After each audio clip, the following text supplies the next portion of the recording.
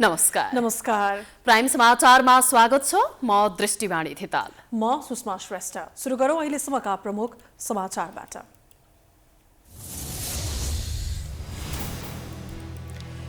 संसद विघटन सम्बन्धमा संवैधानिक इजलासमा विपक्षीको बहस जारी। प्रधानमन्त्रीको कदमको बचाउ गर्न सरकारी पक्षलाई सकस। न्यायाधीशका कडा प्रश्नको सामना गर्नै हम्मे। नेकपा प्रचण्ड नेपाल समूहद्वारा निर्वाचन आयोग समक्ष पार्टी र चुनाव चिन्हमा फेरि दाबी प्रस्तुत। दल सम्बन्धी ऐन अनुसार आधिकारिकता आफैले पाउनुपर्नेमा नेताहरूको जोड। सरकारले चुनावको मिति घोषणा गरेसँगै निर्वाचनको तयारी तीव्र। जिल्ला निर्वाचन कार्यालयहरूद्वारा मतदाता नामावली मतदान केन्द्र तथा दावी विरोधका कामहरू अघि बढाइथे। आज 171 जनामा कोरोना भाइरस संक्रमण पुष्टि। खोप अभियानका बीच नयाँ प्रजातिको भाइरसको डर भने कायमै। महामारीमा काम गरेको भत्ता नपाएपछि चिकित्सकहरू आन्दोलित। काठमाडौँ महानगरपालिका स्थित ऐतिहासिक कमल पोखरी पुनर्निर्माणको विवाद चुलियो। मौलिकता मास्न खोजेको भन्दै स्थानीय आक्रोशित। विवाद अझै लम्बिने खतरा। म्यानमारमा सत्ता कब्जा गर्ने सेनाको कदम विरुद्ध नागरिक अवज्ञा सुरु। सरकारी चिकित्सकहरूद्वारा धमाधम राजीनामा। विश्वभरबाट सेनाको विरोध। र खेल क्षेत्रको विकासको लागि आफू सधैँ तयार रहेको प्रधानमन्त्री केपी ओलीको भनाई। नेपालले धेरै भन्दा धेरै खेलमा सहभागिता जनाउनु पर्नेमा जोड।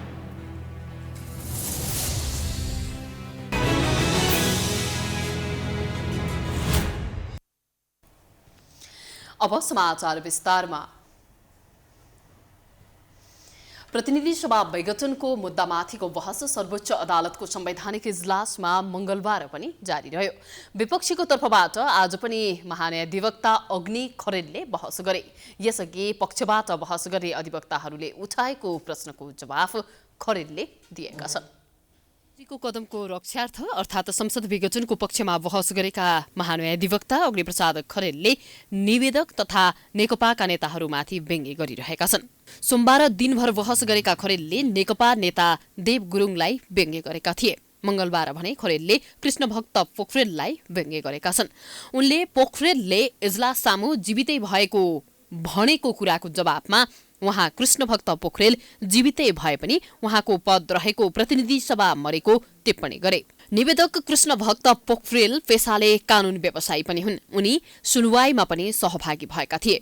उनले प्रधानमन्त्रीलाई संविधानले प्रतिनिधि सभा विघटन गर्ने अधिकार नदिएको बताएका थिए। खरेलले संवैधानिक परिषदको बैठकमा सभामुख अग्निप्रसाद सापकोटा बारम्बार नजानु पनि प्रतिनिधि सभा विघटनको कारक रहेको दावी गरे। सभामुख सापकोटा संवैधानिक परिषदको बैठकमा नगएको, संसदमा सरकारलाई सहयोग नगरेको जस्ता आरोप खरेलले लगाएका हुन्। दलका पदाधिकारीले काम गर्न नदिएको र संसदमा अर्को विकल्प नदेखेपछि प्रधानमन्त्री केपी शर्मा ओलीले संसद विघटनको निर्णय गरेकाले उक्त कदमलाई सदर गर्नुपर्ने खरेलको माग थियो। न्यायाधीशहरूले भने प्रधानमन्त्रीको कदम कसरी संविधान बमोजिम छ भनेर खरेल सामु बारम्बार प्रश्न गरिरहेका छन्। खरेलले भने संविधानले प्रधानमन्त्रीलाई प्रतिनिधि सभा विघटन गर्ने अन्तर्निहित अधिकार दिएको दावी गरेका छन्। न्यायाधीशहरूले भने जनतामा सार्वभौम अधिकार रहेको कुरा संविधानमा उल्लेख भएको कुरा खरेललाई बताएका छन्। यसअघि पक्षका तर्फबाट बहस गर्दै रिट निवेदकका कानून व्यवसायी गोपाल कृष्ण घिमिरेले दुई संविधान सभाले संविधान निर्माण गरेको तर न बिर्से तिमीलाई न पाए तिमीलाई भने जस्तै भएको बताएका थिए। त्यसको जवाफमा खरेलले त्यो गीत नभएर रिट निवेदकहरूलाई नाइ मलाई त्यही केटी चाहिन्छ भन्ने गीत सुहाउने बताए। जनतामा जान हिम्मत नभएर रिट निवेदकहरूलाई नाइ मलाई त्यही केटी चाहिन्छ भने चाहिँ नाइ मलाई त्यही संसद चाहिन्छ भनिरहेको भन्दै खरेलले व्यङ्ग्य गरे। त्यसैगरी संसद विघटनको विपक्षमा बहस गरेका वरिष्ठ अधिवक्ता शम्भु थापाले मिर्जा गालेबको उर्दू शायरी सुनाउँदै संसद नै मर्यो भने बाँकी केही रहँदैन भन्ने आशय व्यक्त गरेका थिए।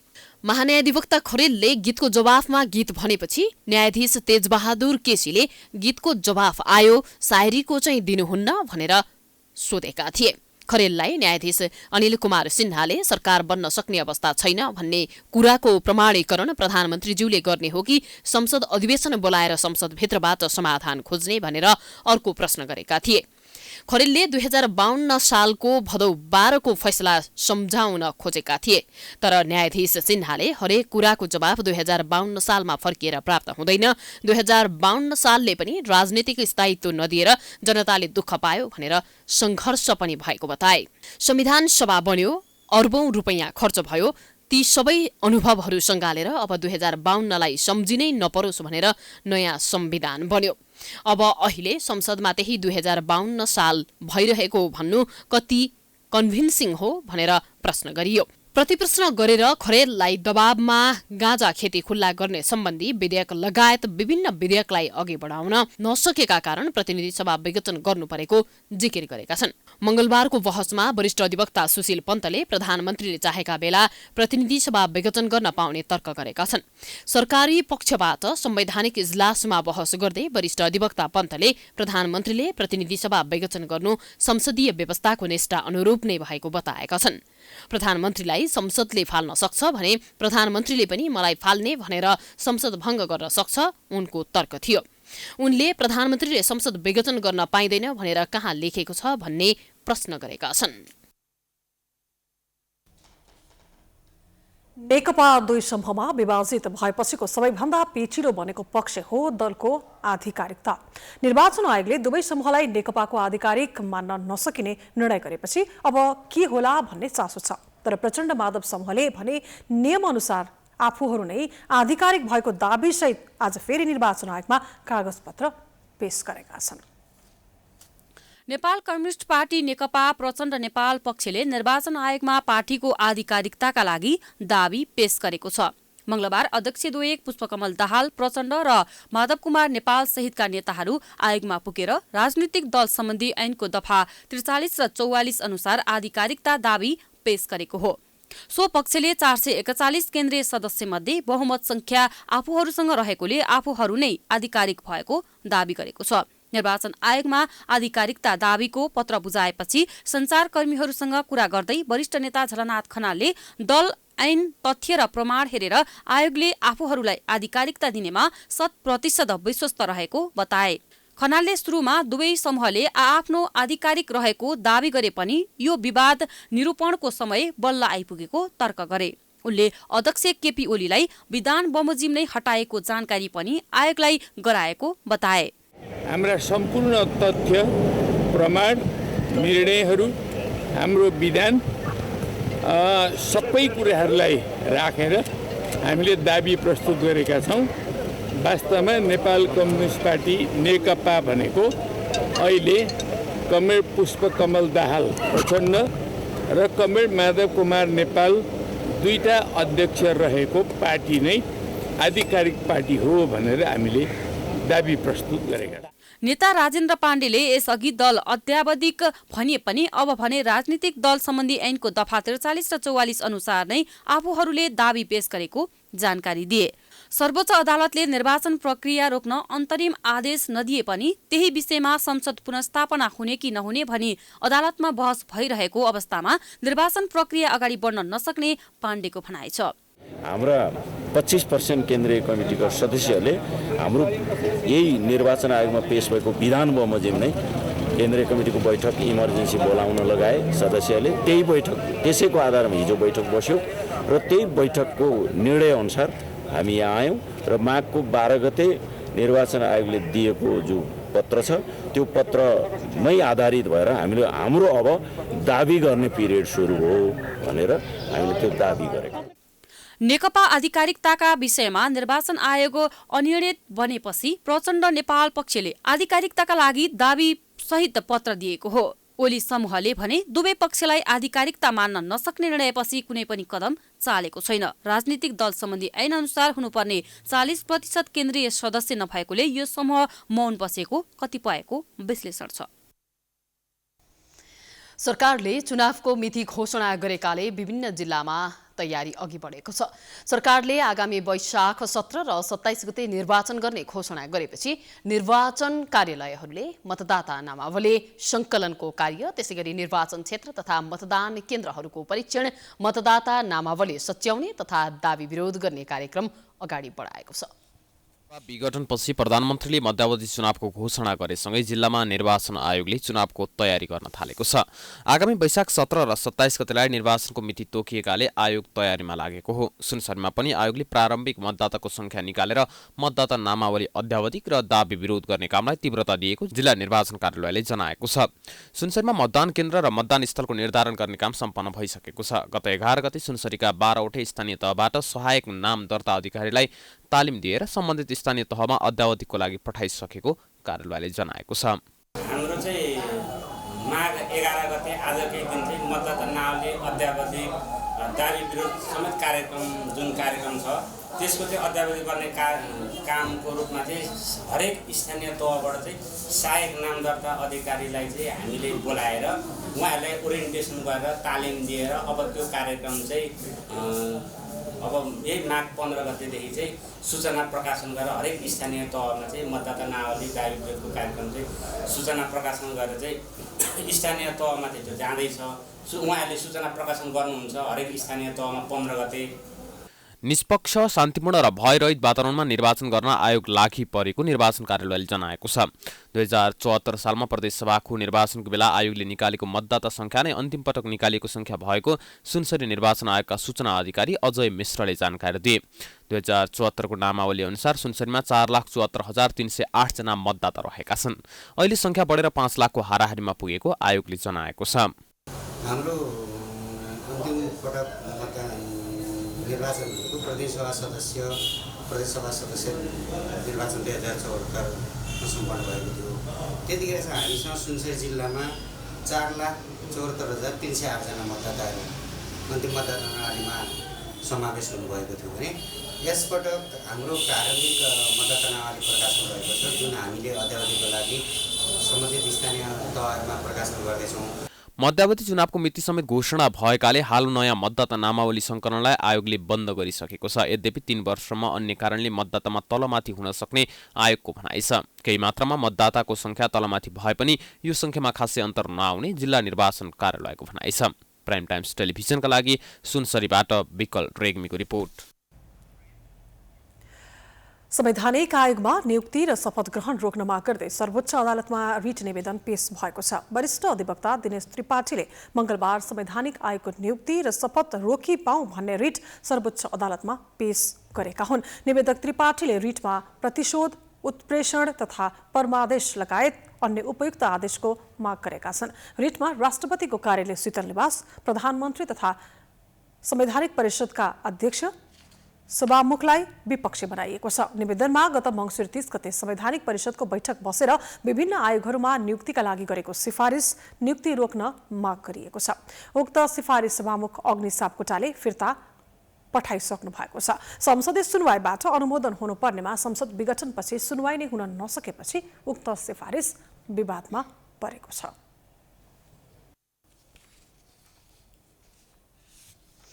नेपाल कम्युनिस्ट पार्टी नेकपाको प्रचण्ड नेपाल समूहका अध्यक्ष पुष्पकमल दाहाल प्रचण्ड विरुद्धको अदालतको अवहेलना मुद्दाको पेशी सरेको छ।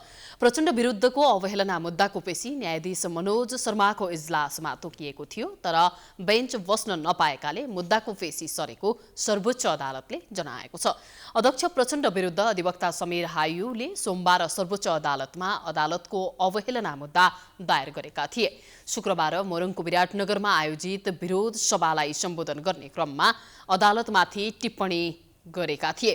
निवेदनमा दाहालले सर्वोच्च अदालतमा विचाराधीन मुद्दामा विभिन्न सभाहरूमा बोल्नुका साथै न्यायाधीशहरूलाई लक्षित गरेर अभिव्यक्ति दिएको जनाएका छन्। दाहालले गत शुक्रबार विराटनगरको आमसभामा सर्वोच्च अदालतले संसद पुनर्स्थापना नगरे सभामुख मार्फत प्रतिनिधि सभा बैठक बोलाएर केपी शर्मा ओलीलाई कारबाही गर्ने चेतावनी दिएका थिए। डाक्टर गोविन्द केसीले विश्व पटकका मरणअनसन बस्ने घोषणा गरेका छन्।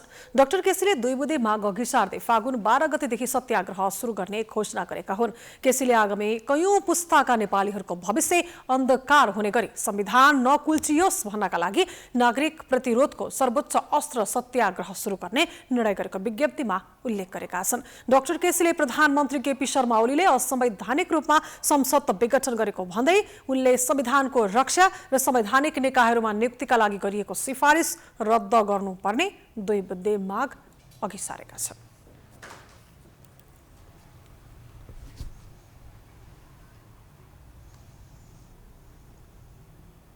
समाचारको सिलसिला जारी छ, हामी विश्रामपछि आउँछौँ।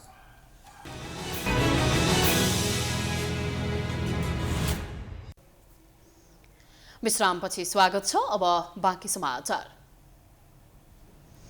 पछिल्लो 24 घण्टामा देशभर 171 जनामा कोरोना भाइरस संक्रमण पुष्टि भएको छ। स्वास्थ्य तथा जनसङ्ख्या मन्त्रालयका अनुसार 2946 जनाको PCR परीक्षण भएकोमा काठमाडौँ उपत्यकामा 65 जनामा संक्रमण पुष्टि भएको छ। त्यसैगरी काठमाडौँमा 57, ललितपुरमा 5 र भक्तपुरमा 3 जनामा संक्रमण पुष्टि भएको बताइएको छ। यो सँगै नेपालमा कोरोना संक्रमितको संख्या 2,71,289 पुगेको छ।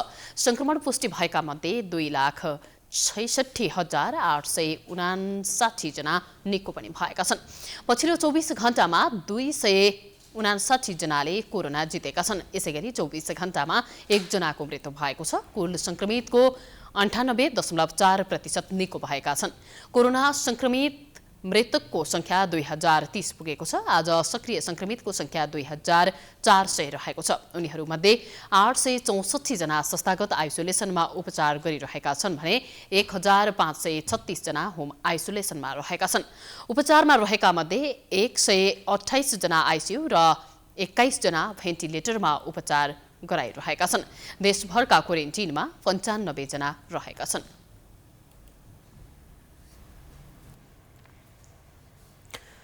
करिब 1 वर्षसम्मको कोरोना महामारीको चपेटामा परेका विभिन्न मुलुकले अहिले कोरोना विरुद्धको खोप लगाउन सुरु गरेका छन् भने कतिपय देशहरूमा अझैसम्म पनि खोप पुग्न सकेको छैन। नेपालमा भने पहिलो चरणको खोप प्राथमिकताको आधारमा प्रयोग भइरहेको छ। तर नयाँ प्रकारको कोरोनाले कतै प्रभाव पर्ने त होइन भन्ने आशंका समेत पैदा हुन थालेको छ। मापदण्ड अपनाउनु बाहेकको अर्को विकल्प नरहेको अवस्थामा खोप आएकोले नागरिकमा केही आशाको सञ्चार गराएको पाइएको छ। तर खोप अझै पर्याप्त नआएको अवस्था एकातर्फ छ भने अर्कोतर्फ महामारी निवारणको काम खोपले गर्न सक्ने विश्वासिलो आधार भने अझै बनिसकेको छैन। तर पनि सरकारी निकायले खोप निकै प्रभावकारी भएको दावी गरेका छन्। यो खोप चाहिँ राम्रो प्रभावकारी छ हैन। त्यसो भएर हामीले ल्यायौँ। यो इन्डियामा पनि लगाइरहेछ, नेपालमा पनि लगाइरहेछौँ र यो चाहिँ 70 देखि 90% चाहिँ यो इफेक्टिभ छ भन्ने आएको छ। र ट्रायल गरेको जुन थर्ड फेज ट्रायलमा हेर्या हुन्छ यसले कति % काम गर्छ भनेर। नेपालमा पर्याप्त मात्रामा परीक्षण हुन नसक्दा र नयाँ प्रकारको भाइरस पुष्टि गर्नका लागि आवश्यक तयारी नहुँदा अहिले नेपालमा कोरोना हटिसकेको भ्रम छ। स्वास्थ्य तथा जनसङ्ख्या मन्त्रालयले पनि नेपालमा अहिले कोरोना संक्रमणको संख्या घटिसकेको दावी गरेको छ। संक्रमण घटे तापनि जोखिम कम नभएको स्वास्थ्य मन्त्रालयका सहप्रवक्ता डाक्टर समीर कुमार अधिकारीको भनाइ छ। अहिले पछिल्लो समय हामी अलि बढी सतर्क भएका छौँ। हामीले जनस्वास्थ्यका मापदण्डहरू सर्वसाधारणहरूले पालना गरिरहेका छौँ। त्यो कारणले पनि संक्रमण कम हुँदै गएको हो भने एक तहको व्यक्तिहरू एकअर्कासँग भेट हुने व्यक्तिहरू चाहिँ संक्रमित भइसकेर अहिले तत्काल उहाँहरूमा संक्रमण नहुने अवस्था पनि सिर्जना भएर पनि त्यो भइरहेको अवस्था छ। यी सबै कुराहरूले गर्दा संक्रमण चाहिँ घटेको देखिन्छ। तर अहिले जोखिम चाहिँ घटिसकेको भनेर हामी भन्न सक्दैनौँ। किनभने अहिले पनि हेऱ्यौँ भने तथ्याङ्कहरू हेऱ्यौँ भने केही प्रदेशहरूमा चाहिँ आइसियुमा भेन्टिलेटरमा हुने व्यक्तिहरूको सङ्ख्या एकदमै धेरै नै छ। त्यही भएर हामी जोखिममा चाहिँ छौँ। तर अहिले संक्रमण चाहिँ घटेको अवस्था हो। नेपालमा 6 महिना यता गत बिहीबार कोरोना संक्रमणबाट कसैको पनि मृत्यु भएको छैन। त्यस्तै सोमबार पनि कसैको मृत्यु भएको छैन। कोरोना संक्रमणको संख्यामा पनि कमी आएको स्वास्थ्य मन्त्रालयको तथ्याङ्कमा उल्लेख छ। अबको केही समयमा अझै संक्रमण घट्ने विश्लेषण जनस्वास्थ्य विज्ञले गरेका छन्। जनसङ्ख्याको करिब 60 देखि 70% खोप नलाएसम्म राम्रो बानी हाम्रो खोप लाउने, दूरी कायम गर्ने, हात सफा राख्ने त्यो बानी चाहिँ कायमै गरौँ। हो पहिले जस्तो आत्तिनु पर्दैन, डराउनु पर्दैन। तर पनि 60 देखि 70% अङ्क खोप लाउनेको अङ्क नपुगेसम्म चाहिँ नि राम्रो बानीलाई कायमै गरौँ। त्यसपछि चाहिँ हामी यो वर्ष सन् 2021 को अन्त्यतिर त हामीहरू एकैछिन हेऱ्यो भने मेरो विचारमा निष्क्रिय रूपले हेर्न सक्ने हुन्छ। नयाँ प्रकारको कोरोनाको सन्ताससँगै खोपले आशा जगाएको छ भने अर्कोतर्फ यो भाइरसका विविध विकसित रूपहरू झन बलियो गरी देखिँदै गएकोले पनि मानिसमा ढुक्क भएर बस्ने अवस्था देखिँदैन। नयाँ प्रजातिको भाइरसका विरुद्ध पनि पहिलेकै जस्तै लड्नुपर्ने उदाहरण युरोपेली देशहरूले प्रस्तुत गरिरहेका छन्। यस्तो अवस्था आउन नदिन अझै पनि विश्व समुदाय यसका नियन्त्रणात्मक विधिहरूमै बढी केन्द्रित हुनु जरुरी देखिन्छ। प्राइम टाइम्स टेलिभिजनका लागि क्यामेरामा मिलन मगरका साथमा सृजना कार्की, काठमाडौँ। कोरोना महामारीको समयमा काम गरेको समयको भत्ता नपाएको भन्दै वीर अस्पतालका आवश्यक चिकित्सकहरू धरनामा बसेका छन्। कोभिड-19 को समयमा काम गरे बापत सरकारले उपलब्ध गराउने भनेको जोखिम भत्ता नपाएको भन्दै उनीहरूले इमर्जेन्सी बाहेक सबै सेवा बन्द गर्दै धरनामा बसेका हुन्। उनीहरूले प्रशासनले समस्या सम्बोधन नगरेसम्म सेवा सुचारू नगर्ने पनि बताएका छन्। कोभिड जोखिममा अगाडि, जोखिम भत्तामा पछाडि आवश्यक चिकित्सकको योगदानको सम्मान गरौं, कोभिड जोखिम भत्ता यथाशीघ्र उपलब्ध गराउँ लेखिएका प्लेकार्ड बोकेका उनीहरूले आफूहरूमाथि भेदभाव भएको गुनासो समेत गरेका छन्। 10 महिनादेखि कोभिड संक्रमितको उपचारमा खटिएका आवश्यक चिकित्सकहरूलाई अस्पताल प्रशासनले विभेद गरेको उनीहरूले बताएका छन्। कर्मचारीहरूले यो भत्ता पाइसकेको अवस्थामा आवश्यक चिकित्सकहरूलाई चाहिँ व्यवस्था गरेर यसबाट वञ्चित गराएको छ र काम गर्ने बेलामा चाहिँ हामी फ्रन्टलाइन भनेर सबैभन्दा कम्तीमा बसेर काम गर्ने आवश्यक चिकित्सकै हो। यो आम नागरिकले पनि देखेको कुरा हो र सम्पूर्णले महसुस गरेको कुरा हो। तर भत्ता दिने बेलामा चाहिँ अब तपाईँहरू यहाँको कर्मचारी होइन, तपाईँहरू यहाँ काम गर्ने विद्यार्थी मात्रै हो भनेर हामीलाई जुन हिसाबको व्यवहार गरिएको छ त्यसमा चाहिँ हाम्रो एकदम घोर आपत्ति छ।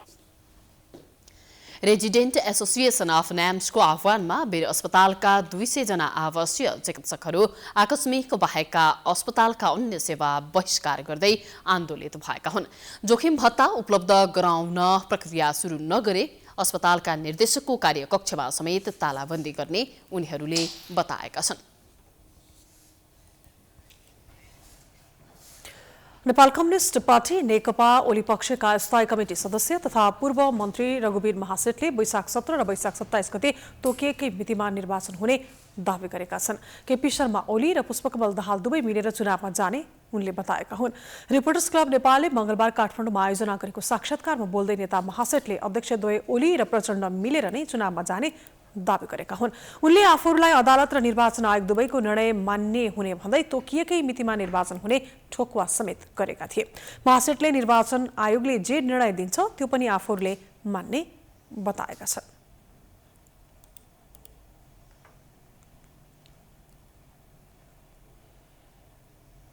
अहिले बहस जारी छ। पहिला विरोधमा बहस जारी थियो, अहिले पक्षमा बहस जारी छ। मलाई विश्वास छ छिटोभन्दा छिटो संवैधानिक इजलासबाट कुन निर्णय आउँछन्। जहाँसम्म निर्वाचन आयोगको कुरा हो, निर्वाचन आयोगले जे निर्णय दिन्छ त्यो पनि हामी मान्छौँ। हामी विरोधमा जाँदैनौँ, आन्दोलनमा जाँदैनौँ। हामीलाई विश्वास छ संवैधानिक इजलासमाथि, हामीलाई विश्वास छ निर्वाचन आयोगमाथि। साक्षात्कारमा नेपाली कांग्रेसका नेता शंकर भण्डारीले प्रतिनिधि सभा विघटनका सम्बन्धमा सर्वोच्च अदालतले गर्ने फैसला र निर्णय आफूहरूलाई स्वीकार्य हुने स्पष्ट पारेका थिए। उनले नेकपाले जनमतको अपमान गरेको पनि आरोप लगाएका छन्।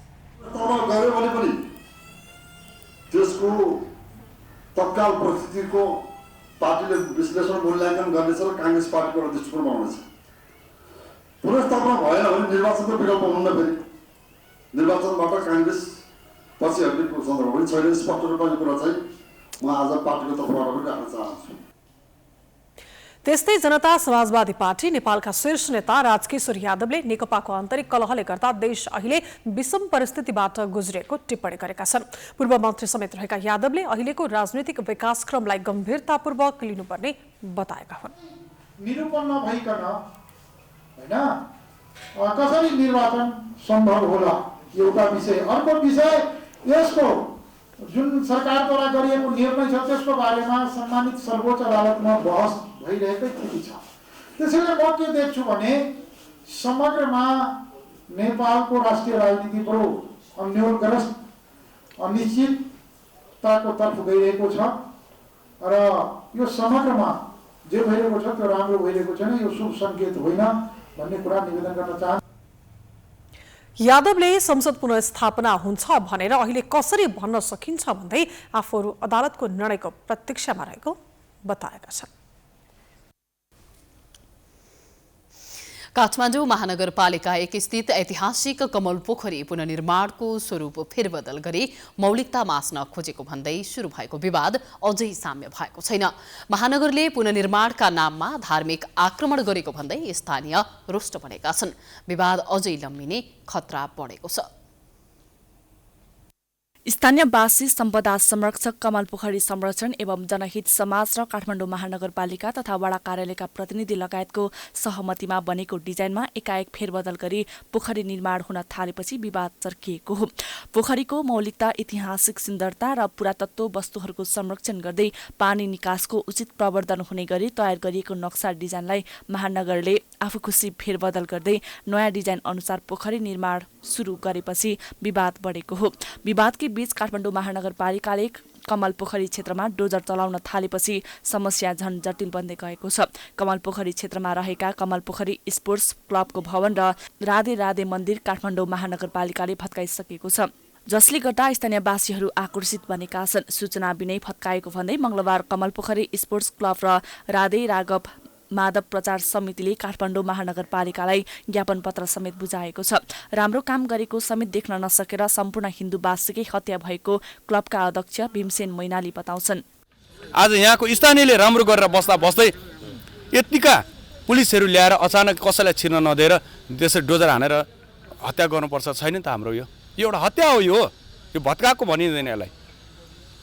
उसले यो हाम्रो कमल पोखरी स्पोर्ट्स क्लब मात्र भत्काएको छैन, सम्पूर्ण हाम्रो नेपालवासी, हाम्रो नेपालका सम्पूर्ण हिन्दूवासीको छातीमा लात्ताले हानेको छ, हिन्दूको हत्या गरेको छ। यहाँ आजसम्म यो पोखरी जोगाएर राखेकै यहाँको यो कमल पोखरी स्पोर्ट्स क्लब र यहाँको स्थानीयले जोगाएर राख्यो। महानगरले सामान्य प्रक्रिया नै नपुर्याई तथा सार्वजनिक सूचना जारी समेत नगरी प्रहरीको पहरामा भवनभित्र रहेका सामान समेत निकाल्न नदिई भत्काइदिएपछि स्थानीयले कानुनी उपचारका लागि अदालत जाने तयारी गरेका छन्। यो भत्काएको चाहिँ महानगरपालिकाको चाहिँ एउटा यो डिजाइनमा चाहिँ यहाँ पार्क बनाउने डिजाइन छ महानगरपालिकाको। प्रहरीको 4 रोपनी 4 आना जग्गा थियो, उहाँहरूलाई सिफ्ट गरेर यहाँ चाहिँ गार्डन बनाउने चाहिँ महानगरपालिकाको प्लानिङ हो। हाम्रो एउटा टोलवासीको चाहिँ एउटा माग चाहिँ के छ भने प्रहरी यहाँ हटिसकेपछि चाहिँ एउटा प्रहरीको बिट चाहिँ हामीलाई यहाँ हुनुपर्छ भने हामीले माग गरेका छौँ। त्यो माथिसम्म हामीले माग गरेका छौँ। 81 आएर डोजरले हानेर चाहिँ सबै लथालिङ गर्नु भएको छ। त्यो चाहिँ हामीलाई जानकारी नदिकन भत्काएकोमा चाहिँ हामीलाई त्यो चाहिँ हाम्रो ठुलो विरोध छ। यसमा चाहिँ खबर नगरिकन भत्कायो, हाम्रो थाहा नै नभइकन 81 हिजो त्यो पनि म त आएको थिएन, उसले भनेर अनि थाहा पाएको। भजन गर्छौँ, हप्तामा एकचोटि आउँथ्यौँ। अरू त के गर्ने थिएन। अब यो भट्काउनलाई सूचना पनि केही थिएन। शनिबार यहाँ थियो मान्छे 40-60 जना जति थियो, भजन गरेर दिनभरि बस्यो। अनि भजन सकाएर हामी प्रसाद ससाद खाएर आफ्नो आफ्नो घर 5 बजे फर्केको। अनि एकैचोटि हिजो आइतबार फेसबुकमा देखेँ यस्तो भएको भनेर। आइतबार 5:30 बजे 5:30 बजे अनि त्यहाँबाट 2तिरबाट 4 टडक पुलिस लिएर आएर अनि त्यहाँबाट त्यो 2टा डोजर लिएर आएर अनि कसैलाई पनि यहाँभित्र मान्छे आउनु नदिकन अनि त्यहाँबाट अब हानेर अब उसको बल पुगे। अब के भन्नु। महानगरपालिकाले कानुन नै मिचेर गरेको यस कार्यले कसैको पनि हित नहुने र सनातन बौद्धिक धर्ममाथि नै आक्रमण भएको राधव माधव प्रचार समितिका कार्यवाहक अध्यक्ष कमल प्रसाद मिश्र बताउँछन्। घिउमा जसरी आगो जल्छ, विष्णु भगवानको ठाउँमा जसले पाप गर्छ क्षम्य हुन्छ, त्यो जलेर जान्छ, भगवानले सही दिन्छन्। तर गुरुले सहँदैनन्। गुरुको पाप भनेको त्यति, उहाँले भोग्नुपर्छ। धार्मिक रूपमा, स्पिरिचुअल रूपमा, डिभाइन रूपमा उहाँले चाहिँ त्यो भोग्नुपर्छ। यो त कसै गर्दा पनि अब फेरि बनाए पनि काटिँदैन। तर संसारी हिसाबमा चाहिँ म्याटेरियल जुन कानुन छ, संसारी कानुनमा पनि उहाँले संविधान मिच्नु भएको छ। उहाँलाई मैले फोन नम्बर दिएको थिएँ, मिश्रजी तपाईँको आश्रम तोड्दैछौँ, तपाईँ हटिदिनु होला भन्न सक्नुहुन्थेन। यो कानुन हो, यो कानुनी राज हो, यो सनातन वैदिक धर्ममाथिको बर्बर आक्रमण हो।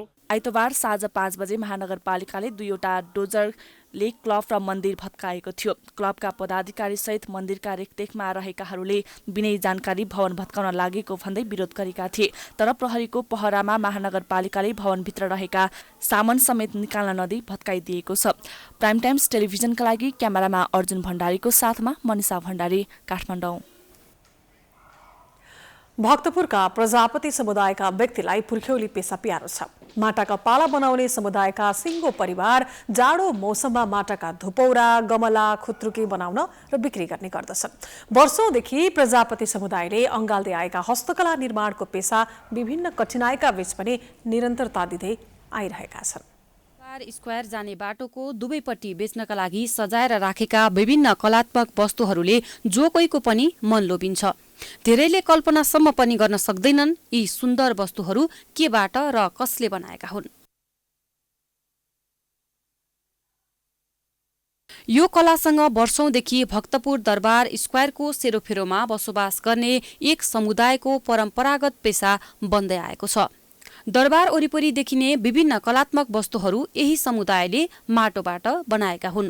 यो पुर्ख्यौली समुदाय भने कुमाले समुदाय हो।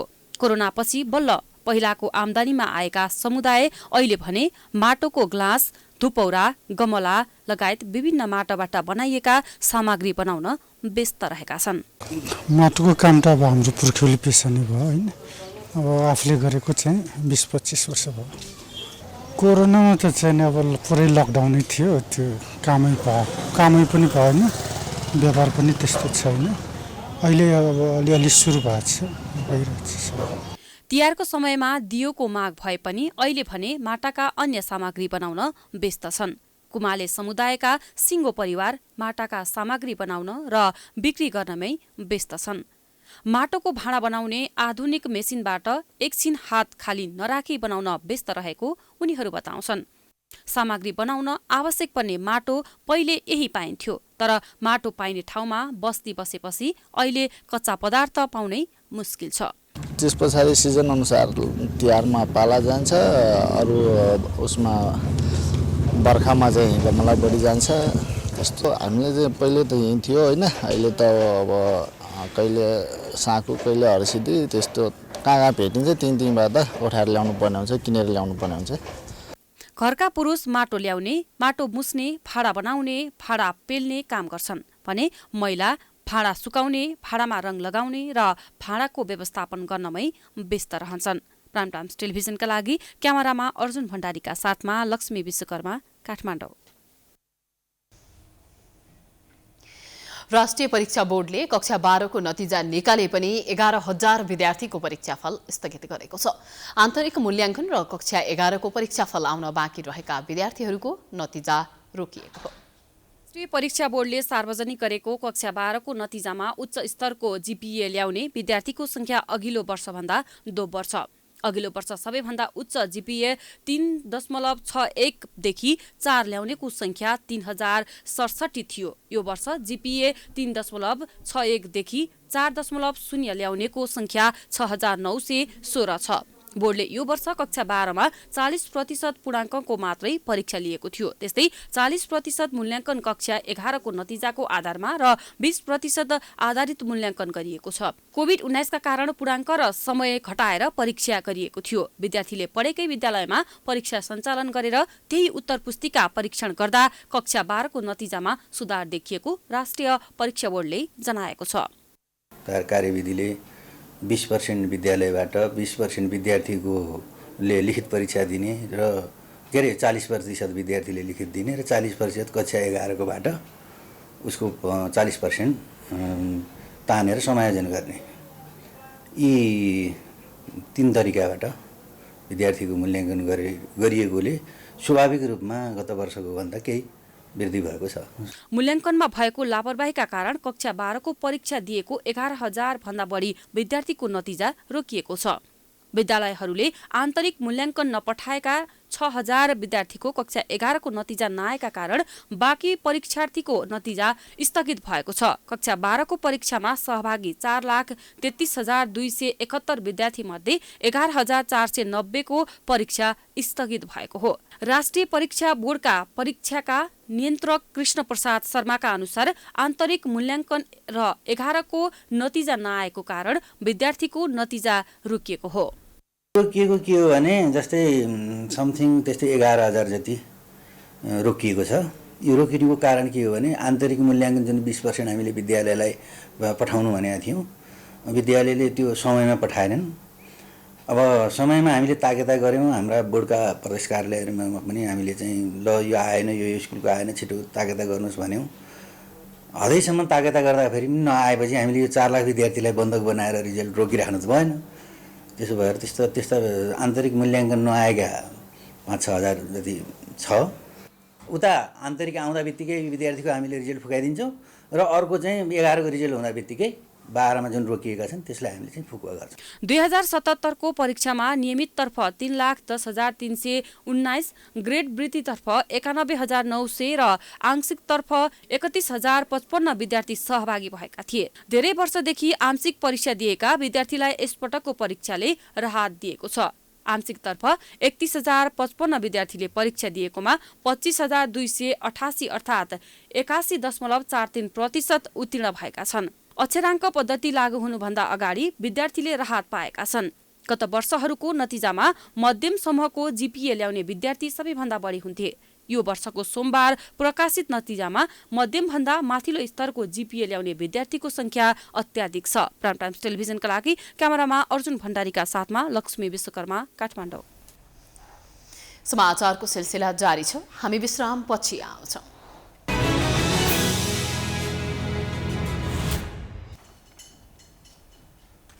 विश्रामपछि स्वागत छ। अब आर्थिक समाचार।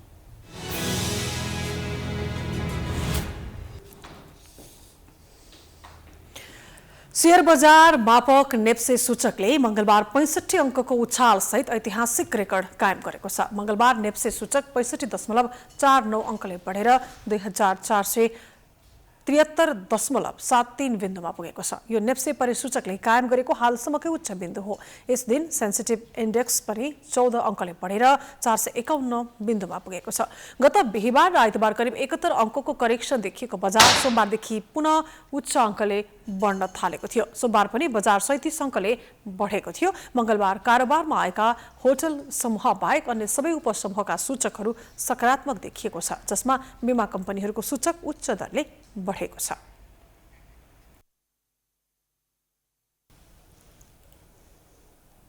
सिटिजन्स बैंकले आगामी वर्ष डबल डिजिटमा लाभांश बाँड्ने दावी गरेको छ। आफ्ना अधिकांश सूचकहरू सकारात्मक बिन्दुमा अगाडि बढिरहेको जानकारी दिन मंगलबार केन्द्रीय कार्यालयमा आयोजना गरेको पत्रकार सम्मेलनमा डबल डिजिट लाभांश वितरण गर्ने जनाएको हो। बैंकले गत वर्षको नाफाबाट पनि डबल डिजिटमा लाभांश बाँडेको थियो। बैंकले 8% बोनस शेयर र 3% नगद लाभांश बाँडेको थियो। बैंकले आफ्नो 3 वर्षीय रणनीति अनुरूप आफ्नो उपस्थिति कम रहेका प्रदेशहरूमा पहुँच बढाउन ख र ग वर्गका बैंक तथा वित्तीय संस्था गाभ्ले भएको छ। बैंकको प्रति शेयर आम्दानी 12% वृद्धि भएको छ, जसमा खुद ब्याज आम्दानी 12.39% रहेको छ भने शुल्क तथा कमिसन 19%, सञ्चालन नाफा 21.56% वृद्धि भएको छ। बैंकको खुद ब्याज आम्दानी पोहोर 1,43 करोड रुपैयाँ रहेकोमा यसपालि भने 1,61 करोड रुपैयाँ पुगेको छ। बैंकले खुद नाफा 27% बढाएको छ।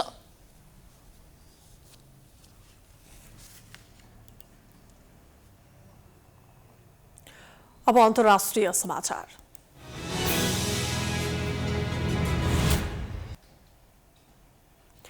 म्यानमारमा सत्ता कब्जा गर्ने सेनाको कदम विरुद्ध नागरिक अवज्ञामा उत्रिएका छन्। यस अन्तर्गत सरकारी चिकित्सकहरूले सैन्य सरकारको विरोध गर्दै राजीनामा दिन थालेका छन्। केही चिकित्सकहरूले राजीनामा दिइसकेका छन् भने अरू चिकित्सकहरूले पनि राजीनामा दिने बताएका छन्। कोभिड-19 को महामारीका बेला चिकित्सकहरूबाटै धमाधम राजीनामा घोषणा हुँदा सैन्य सरकारलाई दबाव सृजना भएको बताइएको छ। यस्तो अवज्ञाले सेनालाई चुनौती थपिएको टिप्पणी पनि हुन थालेको छ। यसअघि नै पक्राउ परेकी नेत्री आङ सान सुकीले सैनिक सरकारको विरोध गर्न आह्वान गरेकी थिइन्। म्यानमारमा गत नोभेम्बरमा सम्पन्न निर्वाचनमा धाँधीले भएको आरोप लगाउँदै सरकार गठन हुनु अघि नै सेनाले यही सोमबार बिहान कु गरेको छ।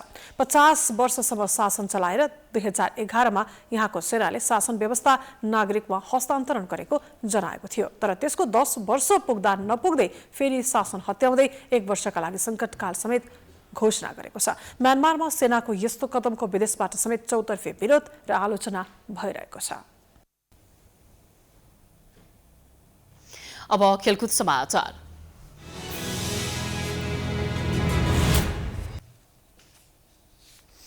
प्रधानमन्त्री केपी शर्मा ओलीले खेल क्षेत्रको विकासका लागि आफू सधैँ तयार रहेको बताउनु भएको छ। मंगलबार राष्ट्रिय खेलकुद परिषदले आयोजना गरेको खेलकुदसँग प्रधानमन्त्री कार्यक्रममा प्रधानमन्त्री ओलीले धेरै भन्दा धेरै खेलमा नेपालले सहभागिता जनाउनु पर्नेमा जोड दिँदै यस क्षेत्रको विकासका लागि आफू प्रतिबद्ध रहेको बताउनु भएको हो। कोरोनाका कारण खेलकुद क्षेत्र पछि परेको बताउँदै प्रधानमन्त्री ओलीले अब भ्याक्सिन आइसकेको अवस्थामा नेपाली खेलकुदले गति लिने विश्वास व्यक्त गर्नु भएको छ। प्रधानमन्त्री ओलीले कोरोनाका कारण बजेट घटेको स्वीकार गर्दै यसै वर्ष कोरोनालाई परास्त गर्ने अभियानमा सरकार रहेको बताउँदै बजेट बढ्ने आश्वासन पनि दिनुभएको छ। पूर्वाधारको सवालमा खेलाडीहरूको प्रश्नको जवाफ दिँदै सातै प्रदेशमा अन्तर्राष्ट्रिय स्तरको रङ्गशाला बनाउने विषयमा केही व्यक्तिको इगोका कारण पनि समस्या भएको जिकिर गर्नुभएको छ। ओलीले चुनावपछि आउँदो आर्थिक वर्षको बजेट पेश हुँदा पूर्वाधार निर्माणमा विशेष बजेट पेश गर्ने प्रतिबद्धता जनाउनु भएको छ।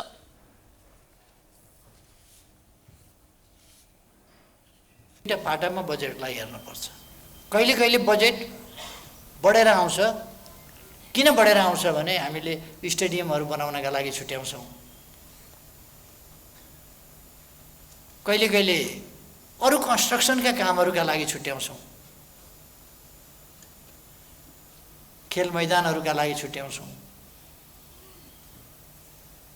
स्विमिङ पुलहरूका लागि छुट्याउँछौँ या अरू चिजहरूका लागि छुट्याउँछौँ।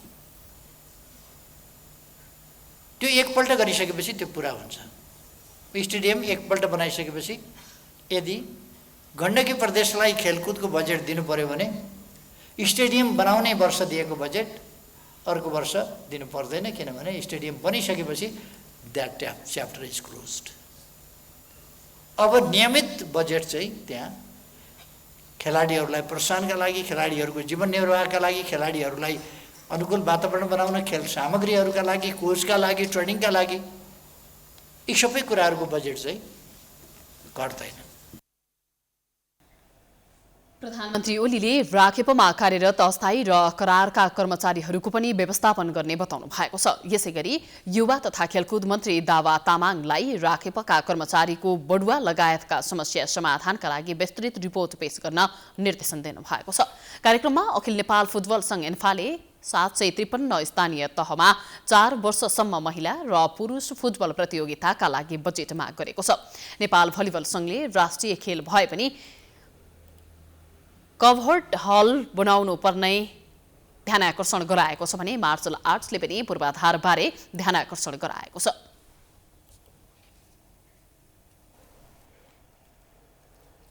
स्याङ्जाको वालिङ नगरपालिकाले राजधानीमा जारी राष्ट्रिय महिला लीग फुटबलमा चन्द्रपुर नगरपालिकालाई पराजित गरेको छ। साधुबाटो स्थित एन्फा कम्प्लेक्समा मंगलबार भएको खेलमा वालिङले चन्द्रपुरलाई 3-0 गोल अन्तरले पराजित गरेको हो। वालिङको जितमा मेथोरुथले 2 गोल गरेकी थिइन्। यस्तै टौटा ओर्नेलाले 1 गोल थपिन्। खेलको 37औं मिनेटमा क्यामरुनी खेलाडी ओर्नेलाले फ्रीकिकबाट गोल गर्दै वालिङलाई अग्रता दिलाएकी थिइन्। खेलको 45औं मिनेटमा क्यामरुनकै रुथले गोल गर्दा वालिङ 2-0 अघि रह्यो। त्यसपछि खेलको 54औं मिनेटमा रुथले व्यक्तिगत दोस्रो गोल गर्दै वालिङलाई 3-0 को सहज जित दिलाइन्। वालिङको यो लिगमा दोस्रो जित हो। जितसँगै वालिङले 6 खेलमा 8 अङ्क जोडेको छ। वालिङ तेस्रो स्थानमा उक्लिएको छ। चन्द्रपुरले 6 खेलमा 3 अङ्क जोडेको छ। चन्द्रपुरको यो 5औं हार हो। चन्द्रपुर लिगको 6औं स्थानमा रहेको छ।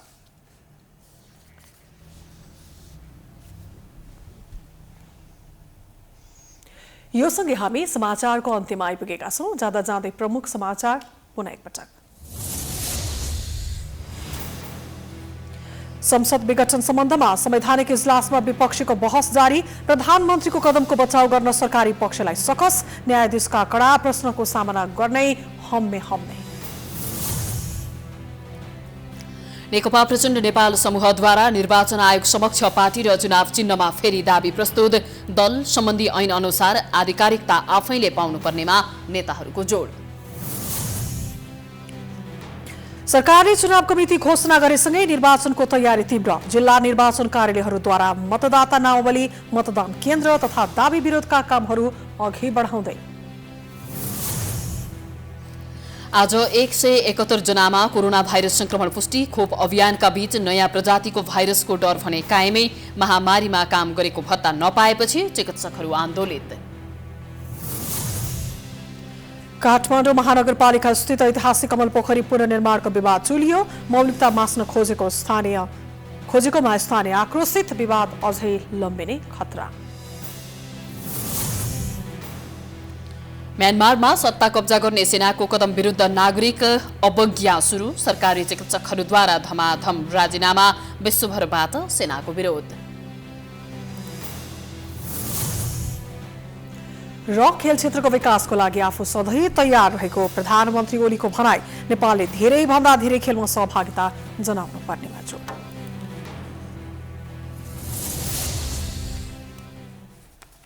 प्राइम समाचार अहिलेलाई सकियो। यसपछिको प्रस्तुति जनता जान्न चाहन्छन् ऋषि धमलाको साथमा। प्राइम टाइम्स टेलिभिजन हेर्दै रहनुहोला। नमस्कार।